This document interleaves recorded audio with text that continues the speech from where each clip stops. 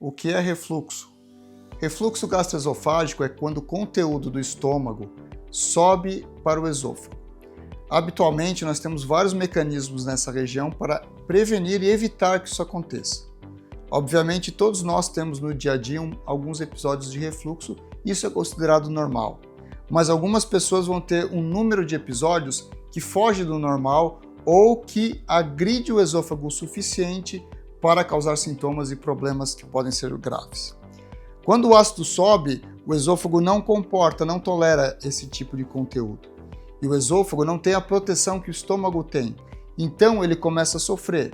Num primeiro momento nós temos esofagite, que é uma inflamação, eventualmente nós podemos ter úlceras e, casos mais graves, nós podemos ter sangramentos, podemos ter cicatrizações que geram estreitamento em um anel que dificulta engolir, onde a comida fica parada, e eventualmente desenvolver o que nós chamamos de epitélio de Barrett, esôfago de Barrett, que é quando o revestimento interno do esôfago sofre uma mudança para um tipo de revestimento que aumenta o risco de câncer.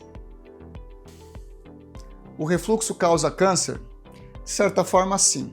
Não diretamente, porém o refluxo crônico vai gerar uma inflamação no seu esôfago que pode danificar o DNA e aumentar a chance de ter câncer. Especialmente nos casos de esofagite crônica e severa, nós podemos ter uma troca do revestimento do azulejo interno do esôfago por um outro tipo. E esse tipo, conhecido como esôfago de Barrett, ele se associa ao aumento do risco de câncer. Não quer dizer que se você tiver esôfago de Barrett você terá câncer, porém o seu risco é aumentado em relação a alguém que tem um esôfago normal.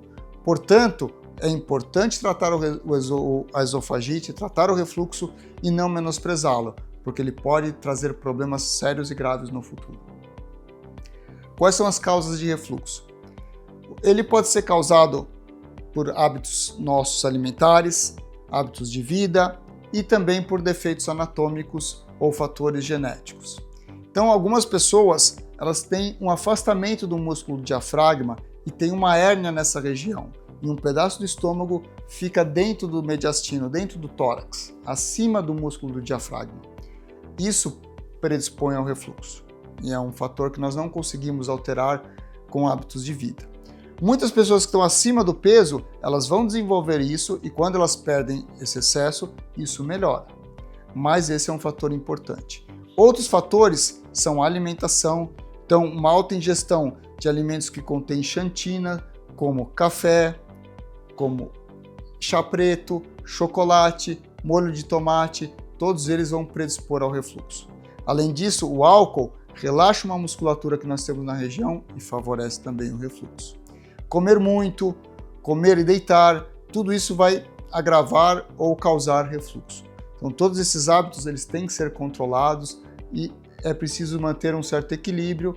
Eu nunca falo para nenhum paciente meu parar totalmente de beber, se isso faz feliz, mas claro, beber com moderação, não exagerar e não associar alimentos como chocolate, café e álcool todos de uma vez, porque vai ter refluxo e os próximos dias serão de muita dor e queimação. E há como prevenir o refluxo? Sim, é possível.